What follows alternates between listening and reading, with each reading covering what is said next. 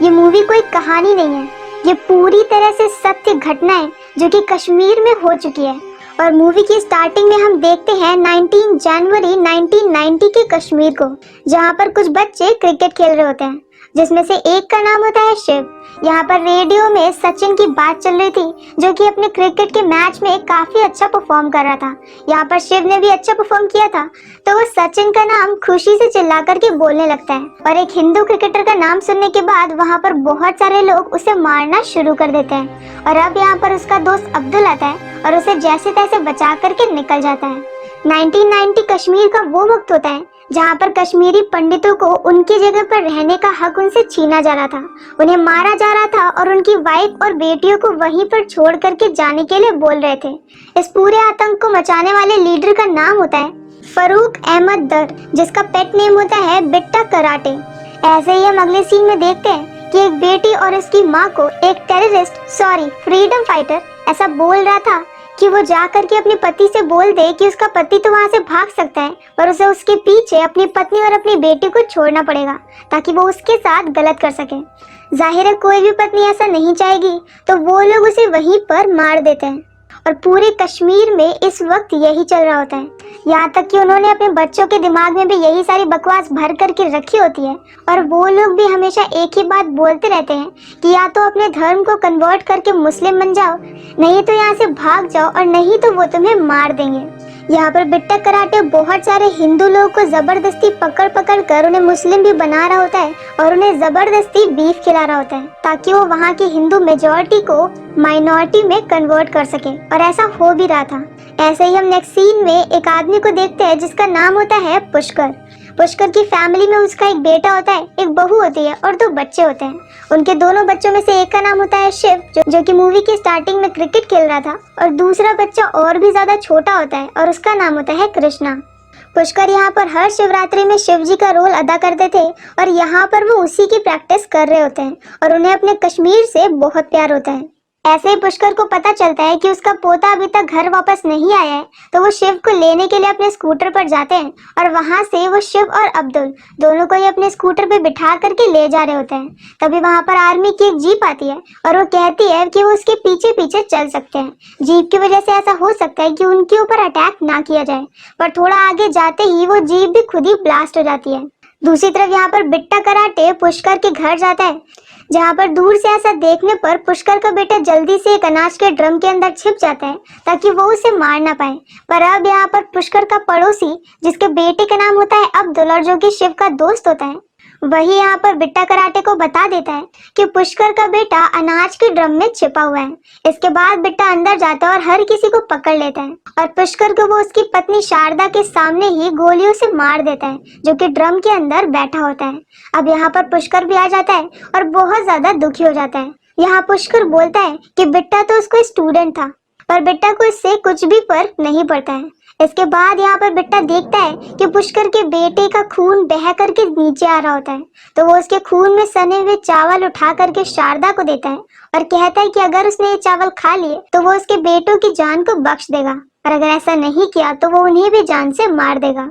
और ये सीन यही शारदा के फेस पर ही कट हो जाता है। नेक्स्ट सीन में हम प्रेजेंट टाइम में ब्रह्मदत्त को देखते हैं, जो कि अभी भी कश्मीर में रह रहा होता है और यहाँ पर उससे मिलने के लिए पुष्कर का पोता आने वाला था।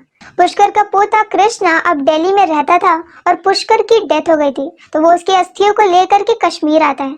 यहाँ पर उसके आने तक वहाँ पर कुछ लोग और भी आ जाते हैं जो कि पुष्कर के ही कभी दोस्त हुआ करते थे, और इनका नाम होता है महेश, जो कि एक डॉक्टर था, हरी, जो कि अपने वक्त में एक डीजीपी था और पुलिस में था, और एक जर्नलिस्ट जिसका नाम मुझे नहीं पता है।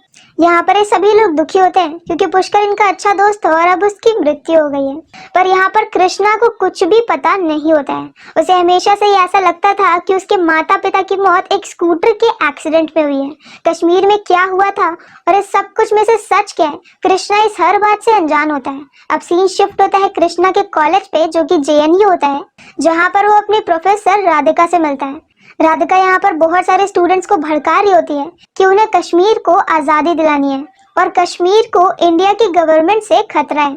ये प्रेजेंट टाइम का वक्त होता है जहाँ पर आर्टिकल 370 को हटाया जा चुका है और इसी बात से बहुत सारे लोग इसके अगेंस्ट होते हैं और प्रोफेसर राधिका भी इनमें से एक होती है। उसे ऐसा लगता है कि कश्मीर को इंडिया का पार्ट नहीं होना चाहिए और यही बात वो कृष्णा को भी बोलती है। राधिका को ऐसा भी लगता है कि कोई भी जीनोसाइड नहीं हुआ था और किसी भी कश्मीरी पंडित को मारा भी नहीं गया था। और उसकी बातें सुनते सुनते कृष्णा को भी ऐसा ही लगने लगता है। यहाँ कृष्णा अपनी यूनिवर्सिटी के प्रेसिडेंट के इलेक्शन में खड़ा हो रहा होता है तो राधिका उसे बोलती है कि उसे यहाँ के स्टूडेंट से कनेक्ट करना पड़ेगा और इसके लिए उसे ऐसा दिखाना पड़ेगा कि स्टेट की गवर्नमेंट कश्मीर के लिए एक खतरा है। और इसी तरह से बोलते बोलते वो कृष्णा को मैनिपुलेट करके अपनी साइड में कर रही होती है। और अब सीन शिफ्ट होता है पास्ट में 1989 में। इस मूवी में कई बार सीन प्रेजेंट और पास्ट में शिफ्ट हुआ है तो आपको सब कुछ ध्यान से सुनना पड़ेगा। यहाँ पास्ट में ब्रह्मदत्त एक IAS ऑफिसर होता है और उसके पास पुष्कर हेल्प के लिए आता है क्योंकि ब्रह्मदत्त उसका दोस्त होता है। वो यहाँ पर उसे बोलता है कि बहुत सारे लोगों को प्रोटेक्शन की जरूरत है और उसके अपने बेटे का नाम लिस्ट में है, मतलब कि उसके बेटे को बिट्टा कराटे ने हिंदुस्तान का मुखबिर बता दिया है और इसलिए वो उसे मार सकता है। ये सुनने के बाद ब्रह्मदत्त बोलता है कि वो उसके लिए सिक्योरिटी का इंतजाम कर लेगा।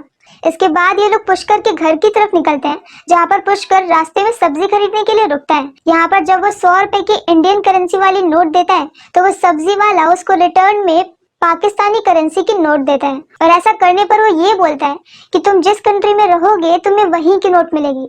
मतलब कि कश्मीर के वो लोग ऐसा मान चुके थे कि कश्मीर पाकिस्तान का है और वहां पर पाकिस्तान की ही करेंसी चलनी चाहिए। ये देखने के बाद ब्रह्मदत्त उसे तुरंत ही पुलिस वालों से पकड़वा करके जेल में डलवा देता है और वो लोग वहां से आगे निकल जाते हैं। नेक्स्ट सीन में ऐसे ही ब्रह्मदत्त कहीं जा रहा होता है तो वो देखता है कि बहुत सारी मुस्लिम औरतें हिंदू औरतों के खाने का सामान फेंक रही होती हैं और ब्रह्मदत्त भी यहाँ पर उस वक्त इस चीज पर कुछ भी नहीं कर पाता है। इस सब के लिए ब्रह्मदत्त ने पीएम से बात करने की भी कोशिश करी थी पर यहाँ पर पीएम भी उसे ऐसा बोलते हैं कि कश्मीर के सीएम के साथ उनकी बहुत अच्छी दोस्ती है, इसीलिए अगर वो कश्मीरी पंडितों के लिए कुछ भी करते हैं तो इससे उनकी फ्रेंडशिप खराब हो जाएगी।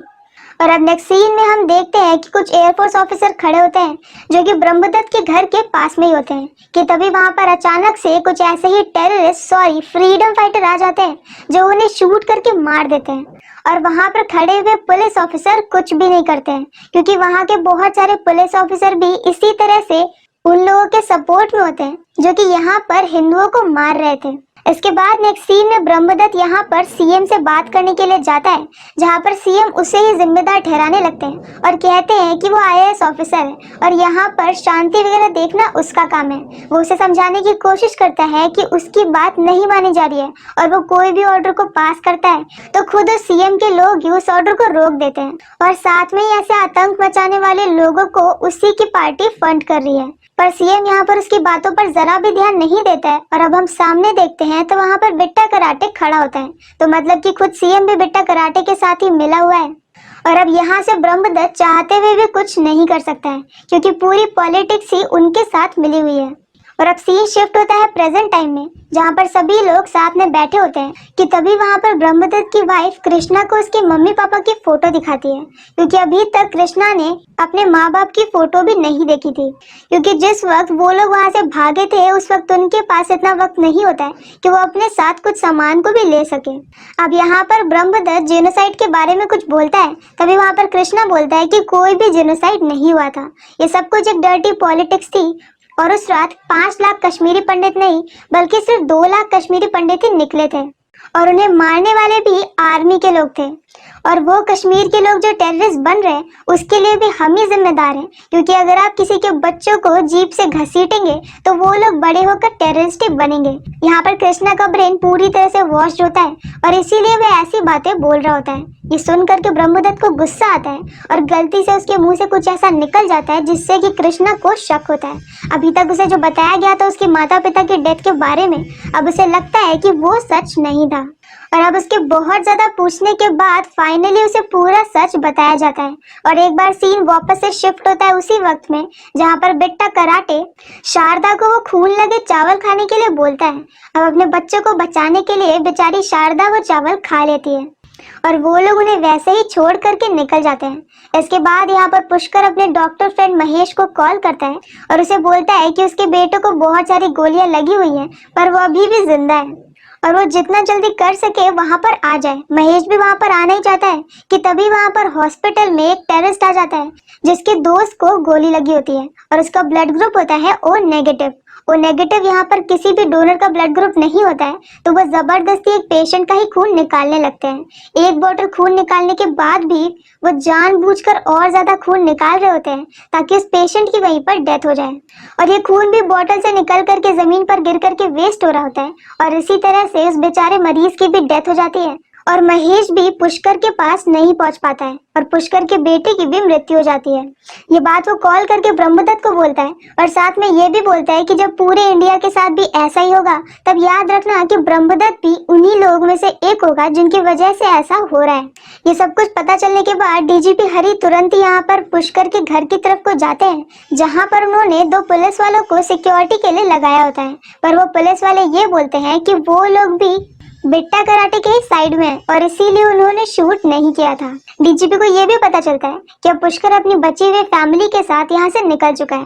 पुष्कर को ले जा रहा होता है वही जर्नलिस्ट और वो उसे एक ऐसे आदमी के घर पे लेकर के जाता है जो कि ऐसे लोगों की हेल्प करता है। और वहां पर ऐसे ही दूसरे बहुत सारे लोग भी होते हैं जो इसी तरह से अपनी जान बचा करके भागे होते हैं। यहाँ पर वो आदमी इन सभी लोग को समझाता है और फिर ये लोग बहुत ही धीमी आवाज में भारत माता की जय बोलते हैं, क्योंकि वहां पर वो ऐसा कुछ जोर से भी नहीं बोल सकते थे वरना इसके लिए भी उन्हें मार दिया जाता। कि तभी वहां घर के सामने वही टेररिस्ट में से कुछ लोग आते हैं और कहते हैं कि आप हमारे साथ चलिए और यहाँ पर आज आप सेफ नहीं है।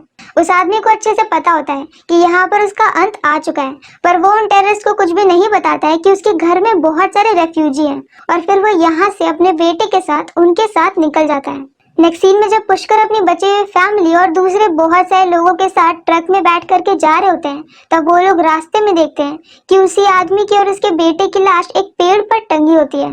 और अब सीन शिफ्ट होता है रेफ्यूजी कैंप में, जहाँ पर पुष्कर की आई साइड वीक हो गई थी और वो जल्दी ही आधा अंधा हो सकता था। यहाँ पर जो डॉक्टर होता है वो उसे महंगा लेंस लगवाने के लिए बोलता है, लेकिन पुष्कर की पेंशन में इतने पैसे नहीं होते हैं, इसीलिए वो सस्ता लेंस लगवाने की बात करता है। यहाँ वो लोग बहुत ही गंदे से छोटे छोटे कैंप में रह रहे होते हैं, जहाँ पर उनके पास खाना खाने के लिए भी पूरा खाना नहीं होता है और इसीलिए पुष्कर सिर्फ एक दिन का खाना ही खाता है।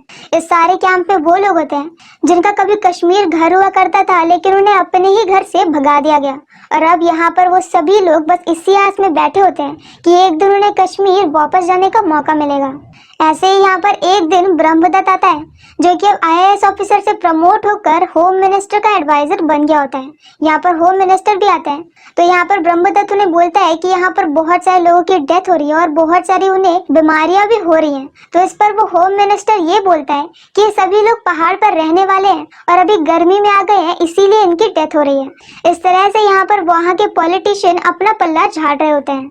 यहाँ होम मिनिस्टर सभी रेफ्यूजीज के सामने जाता है, जहाँ रेफ्यूजी अपनी प्रॉब्लम्स को बता रहे होते हैं कि तभी वहाँ पर पुष्कर आता है जिसने एक बोर्ड लिया होता है जिस पर लिखा होता है कि आर्टिकल 370 को हटाया जाना चाहिए। अब पुष्कर की आंखें लगभग खराब हो गई होती हैं और वो मेंटली भी काफी ज्यादा परेशान हो गया था। इसी वजह से वो ब्रह्मदत्त को पहचान भी नहीं पाता है और वो बार बार सिर्फ आर्टिकल 370 को हटाने की बात कर रहा था। इसके बाद यहाँ ब्रह्मदत्त पुष्कर की फैमिली से मिलता है और कहता है कि यहाँ पास में वो उन्हें एक घर दिला सकता है और एक जॉब भी दिला सकता है। पुष्कर की फैमिली भी मान जाती है और अब नेक्स्ट सीन में ये सभी लोग उसी घर में रहने लगते हैं। पर यहाँ के हालात भी लगभग वैसे ही होते हैं, जहाँ पर बच्चों को स्कूल में मौलवी काफी ज्यादा गलत बातें पढ़ा रहे थे और उनकी ये सारी बातें सुन करके शिव बहुत ज्यादा डर गया होता है। साथ ही में उसने एक भगवान का लॉकेट पहन करके रखा होता है, तो वो उसे जल्दी से अंदर कर लेता है और उसे छिपा लेता है। इसी से हमें समझ में आता है कि धीरे धीरे करके वहाँ की कंडीशन ऐसी हो रही थी कि हिंदू अपने ही धर्म को फॉलो करने से डरने लगे थे। नेक्स्ट सीन में हम देखते हैं कि बिट्टा कराटे, जो कि खुद एक क्रिमिनल था, फिर भी वो मीडिया तक पहुंच गया था और वहां पर उसका इंटरव्यू भी दिखाया जा रहा था। यहाँ पर बिट्टा कराटे ये बोलता है कि उसने सिर्फ 20-30 लोगों को मारा है और उन लोगों को उसने इसलिए मारा है क्योंकि वो लोग आरएसएस के थे और वो खुद को एक फ्रीडम फाइटर बोलता है। और ये सब कुछ देख करके पुष्कर को बहुत बुरा लगता है, क्योंकि वो खुद कई वक्त से कोशिश कर रहा था कि वो प्राइम मिनिस्टर से बात कर पाए, लेकिन एक आम आदमी का प्राइम मिनिस्टर तक पहुंचना बहुत मुश्किल होता है और जब वो कोई सही बात कर रहा हो तब तो और भी ज्यादा मुश्किल होता है। अब यहाँ पर प्रेजेंट टाइम में कृष्णा ये सारी बातें सुन करके बहुत ज्यादा परेशान हो गया था, क्योंकि वो जिस कॉलेज से आया था वहां पर उसे कुछ और ही सिखाया जा रहा था, और अब कश्मीर में आकर के उसे जो सच्चाई पता चल रही है वो बिल्कुल अलग है।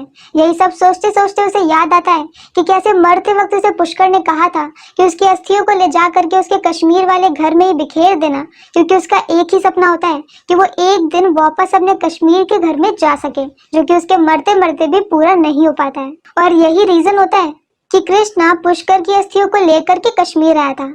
यहाँ पर वो कश्मीर जा रहा है, ये बात वो जाकर के प्रोफेसर राधिका को बताता है, तो वो उसे कहती है कि वो अपने फोन में रिकॉर्ड करे कि कश्मीर के लोग क्या बोलते हैं। साथ ही में वो उसे बिट्टा कराटे से मिलने के लिए एक नंबर भी देती है, मतलब कि वो खुद भी बिट्टा कराटे की तरह है और उसी के साइड में है, और इसीलिए वो प्रोफेसर होने के बाद भी यहाँ के स्टूडेंट को मैनिपुलेट करती है। यहाँ प्रेजेंट टाइम में कृष्ण और पुष्कर के सारे दोस्त पुष्कर के उसी पुराने घर में जाते हैं, जहाँ पर उसके शिव जी के मंदिर पर शिव जी की मूर्ति को हटा दिया गया था, और वहाँ पर वही झंडा लगा दिया था जो कि 30 साल पहले 1990 में टेररिस्ट लगा रहे थे। अब यहाँ पर वो लोग इस झंडे को हटा देते हैं, और अब कृष्णा यहाँ पर पुष्कर की अस्थियों को बिखेर देता है, और फाइनली पुष्कर अपनी डेथ के बाद अपने घर वापस कश्मीर पहुंच चुका होता है। इसके बाद ये लोग वहां से निकल जाते हैं, और अब पुष्कर जाता है बिट्टा कराटे से मिलने के लिए। यहाँ पर जिस बोट में वो बैठता है उस बोट को चलाने वाला अब्दुल होता है। अब्दुल वही शिव का दोस्त। यहाँ पर अब्दुल उसे बोलता है कि वो फोन में रिकॉर्ड करे, और फिर अब्दुल बोलता है कि वो कभी भी कश्मीरी पंडितों के अगेंस्ट में नहीं था, और साथ में उसके पिता तो कश्मीरी पंडित के अच्छे दोस्त थे।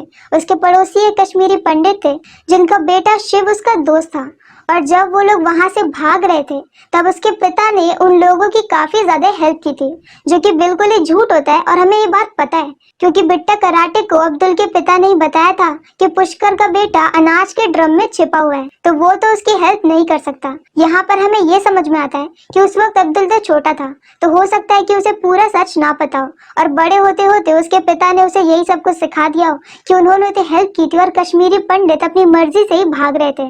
अब यहाँ पर कृष्णा बिट्टा कराटे से मिलता है, जहाँ पर बिट्टा कराटे भी यही बोलता है कि उसने किसी को भी नहीं मारा था, और कश्मीरी पंडित खुद ही ये जगह छोड़ करके जा रहे थे, और उन्हें मारने वाले आर्मी ऑफिसर्स थे।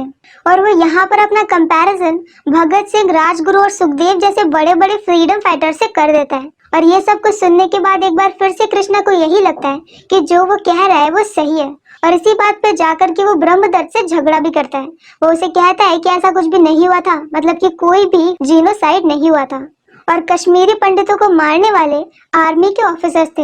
ये सुनने के बाद अब ब्रह्मदत्त को बहुत गुस्सा आता है, और वो उसे 3 फाइल दिखाता है। इन 3 फाइल में आज तक जितनी भी न्यूज निकली होती है कश्मीरी पंडितों के साथ क्या हुआ है इसके बारे में, उसने सबके कटआउट चिपका करके रखे होते हैं।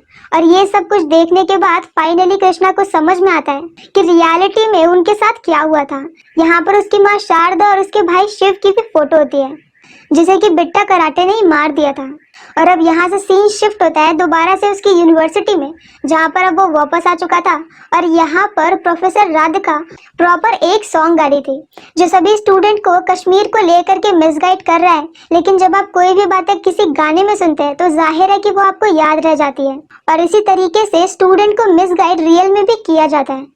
यहाँ पर कृष्णा को देखने पर प्रोफेसर राधिका को लगता है कि अब वो उसी के साइड में बोलेगा, तो वो उसे माइक दे देती है और स्पीच बोलने के लिए कहती है। और अब यहाँ पर कृष्णा बोलता है कि बहुत सालों पहले एक ऋषि मुनि कश्मीर गए थे जिनका नाम था ऋषि कश्यप, और वहाँ पर जा करके उन्होंने बहुत वक्त तक साधना की थी, जिसके बाद उन्हें ज्ञान मिला और उन्हीं के नाम पर इस स्टेट का नाम कश्मीर पड़ा। ऐसे ही करते करते बहुत सारे ऋषि मुनि और बहुत सारे ज्ञानी लोग कश्मीर में गए और वहां पर उन्होंने रिसर्च की, और इसी तरह से बहुत सारे पंडितों ने मिल करके कश्मीर को बसाया। पर एक दिन वहां पर कुछ इस्लामिक आए जो कि शुरू में तो वहां पर शरण लेने के लिए आए थे, और कश्मीरी पंडितों ने उन्हें रहने भी दिया, पर धीरे धीरे करके उन्हें पता चला कि कश्मीर कितना ज्यादा खास है, और फिर उन्होंने वहां पर कश्मीरी पंडितों के ऊपर अटैक करना शुरू कर दिया। उन्होंने कश्मीरी पंडितों को मारा, उन्हें जबरदस्ती कलमा पढ़वाया और उन्हें बीफ खिलाया, उनकी बेटी और उनकी वाइफ के साथ रेप किया, और इसी तरह से धीरे धीरे उन्होंने मेजॉरिटी में रहने वाले कश्मीरी पंडित को वहां पर माइनॉरिटी में बना दिया, और 5 लाख कश्मीरी पंडित वहां से भाग गए। आज हमारे पास तो पूरी पूरी आज़ादी है कि हम यहाँ से अपने घर जा सकते हैं और कोई हमें रोक नहीं सकता अपने घर जाने के लिए। लेकिन कश्मीरी पंडितों को उनके ही घर से निकाल करके भगा दिया गया और अब वो अपने घर भी नहीं जा सकते थे। उसकी इस पूरी स्पीच में कई बार लोगों ने उसे रोकने की कोशिश भी की, पर अब कृष्णा को सच समझ में आ गया था और वो इसीलिए बिना रुके बोलता रहा। अब उसने अपनी माँ की और अपने भाई की भी पूरी स्टोरी सुनाई और इसी के एंड में ये सीन यहीं पर कट हो जाता है और नेक्स्ट सीन में हम पास्ट में उसी जगह को देखते हैं जहाँ पर पुष्कर अपनी बची हुई फैमिली के साथ रह रहा होता है। एक दिन यहाँ पर बिट्टा कराटे आता है और वो यहाँ पर आर्मी की ड्रेस पहनकर आता है। वो यहाँ पर बचे हुए आर्मी ऑफिसर से बोलता है कि उनकी ड्यूटी शिफ्ट हो गई है। इसी के साथ वो वहाँ के पूरे आर्मी के एरिया पर कब्जा कर लेता है और फिर वो लोग यहाँ पर शारदा को और हर किसी को मार देते हैं। ये सीन बहुत ही ज्यादा कड़वे, सच और इमोशनल वाला होता है, तो इसे एक्सप्लेन करना या फिर देखना काफी ज्यादा मुश्किल होगा। और यही इस मूवी का लास्ट सीन होता है जहाँ पर सारे बचे हुए कश्मीरी पंडित भी मारे जा रहे थे। तो अगर आप लोगों को कश्मीरी पंडित के साइड से सारा सच देखना है तो प्लीज एक बार इस मूवी को जरूर देखिएगा। तो मिलते हैं नेक्स्ट वीडियो के साथ। Bye bye.